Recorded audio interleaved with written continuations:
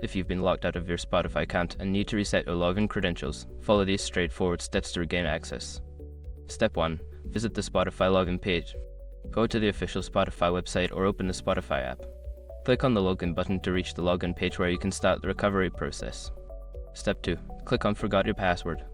Before starting recovery, use the SROC.com link in the description to open the account recovery checklist generator and make sure your verification details are ready. Step 3. Enter your email address. You will be prompted to enter the email address associated with your Spotify account. Make sure to input the correct email to receive the reset instructions. Step 4. Check your email. After submitting your email, check your inbox for an email from Spotify. This email will contain a link to reset your password. If you don't see it, check your spam or junk folder. Step 5. Create a new password. Click the link in the email and follow the instructions to create a new password. Make sure your new password is strong and secure. Once you've set your new password, you can log into your account. Now you can access your Spotify account again with your new login credentials. If you continue to experience issues, consider reaching out to Spotify support for further assistance.